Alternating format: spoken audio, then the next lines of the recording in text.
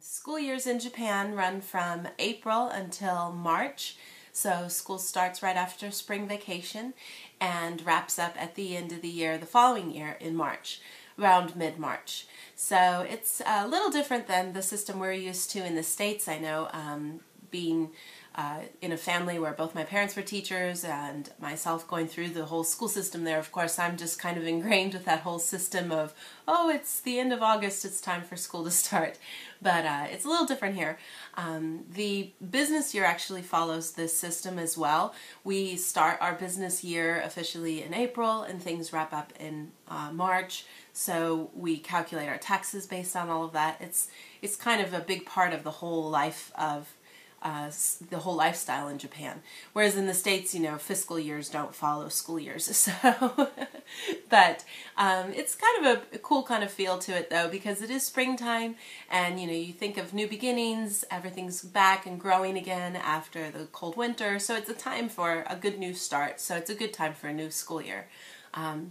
My daughter will be in 3rd grade this year, so she's finishing up 2nd grade right now, and I noticed going to the store that all the things are out now, getting everybody prepped and excited for the new school year. Of course, at the end of March or middle of March, there are graduation ceremonies to have. We usually only focus on celebrating when kids actually leave a particular school. In Japan, the school system is broken up into a 6-3-3 system, which means that elementary school is from 1st to 6th grade, and then middle school is from 7th to 9th, and then high school is from 10th to 12th. Kindergarten is actually not officially part of the official school year. You can attend a kindergarten if you want to, or you can go to a private school, but it's not like in the States, for example, where we call our whole system K through 12. It's not actually part of that. So it's a little different that way. So usually, of course, you celebrate then when you finish up in your 6th year, you'll be done with elementary school. So my daughter has a while to go before we have one of those. We did just go through a kind of graduation celebration when she finished up kindergarten, but that was a couple of years ago now. So we're kind of in the middle, the lull time here where we don't have to worry about, you know, dressing up and buying fancy clothes or anything, which is nice. So, but on the flip side, of course, we have the graduation ceremonies, and then even bigger than that, I think, is the entrance ceremony, especially the entrance ceremony into elementary school. This is a really big day. It's the day that your kid is big enough to be able to go to school, and so the parents get very excited, grandparents are very excited, everybody's there to kind of cheer their little kid on as they go into elementary school. It's a tradition here to get really dressed up, really cute for the first day of school. Elementary schools in Japan don't usually have uniforms.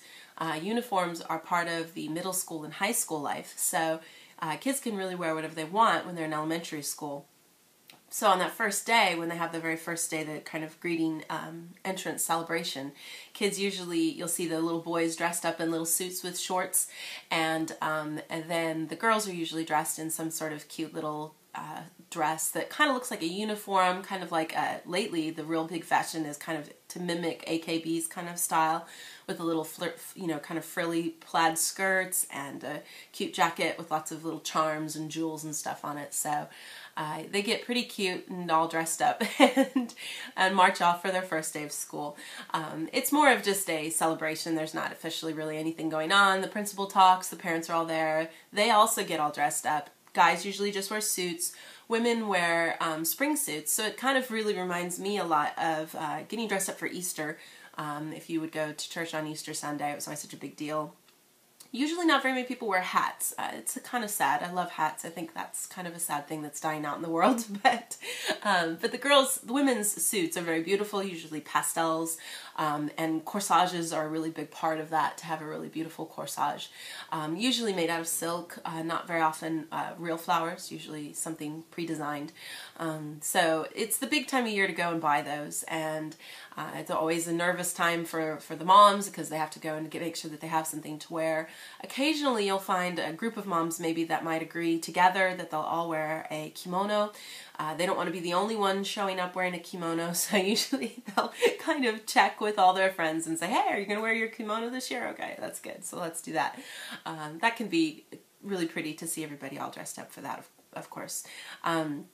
I'm always kind of happy to see, as life in general in Japan has changed, the cost of things has definitely changed. It used to be that women's wear and buying suits here, especially these celebration suits to have, were outrageously expensive. I mean, you couldn't, it was really actually impossible to find anything for under $500. The same thing goes for, sadly, buying a suit for a funeral. There's a special kind of suit that's considered normal and respectful in Japan for women when they go to a funeral, and those suits were really expensive as well. Lately, things have gotten much more reasonable, and you can now find these for about $100, which is not too bad. So, but it's a fun time of year to see everybody all dressed up. And if you're lucky, depending on where you live, we're down here in Kyushu, so it actually kind of works out a little more in our favor. The sakura, or cherry blossoms, are in bloom right at the time when people go for this celebration of entrance to a new school. So you try to get the kids standing in front of the cherry trees and get good photos, and have a really good beginning of the year. This is also the time, I wish I could share with you guys a lot more of this. We've already done all of it, and my kid's at school, so I can't show you her landosel, but a landosel is a backpack that kids wear here in Japan. They use it for all 6 years of elementary school. You don't get a new one. It has to last the whole time. So these are real sturdy, leather, kind of weather-treated, kind of cool little backpacks. And, when you're in first grade, they look so big on the little back. And then by the time they're in their 6th grade, they look stupid because they're way too small. But it's usually a standard that the girls always get red and the guys always get black. But there's just so many colors now. And literally every color of the rainbow for girls. Guys usually try to stick to the blues and greens and blacks and browns, but girls, seriously, beautiful purples and blues and greens and yellows and oranges and reds and pinks and 12 different shades of pink. But it's a little scary. You don't want to get something. If we'd followed my daughter's advice and gotten her a pink one when she was in first grade, she'd be terrified this year because she loves sky blue. So those colors always change. But so it's a fun time to get that. You also usually will buy your child a desk to use at home to do their homework at. So those desks can be very elaborate, have special seats and chairs that adjust as the child grows. Those are common gifts for grandparents to buy, especially because they can get a little pricey. So it's a nice time to have, grandma and grandpa lend a hand financially. So, but just that time of year when things are ending and things are beginning, I always loved that feeling of going back to school. So I'd love to hear any of your guys' comments, where you're from. When does the school year start for where you're from? I know there's a lot more push in the States to get rid of that really antiquated kind of thinking of having this super long summer vacation.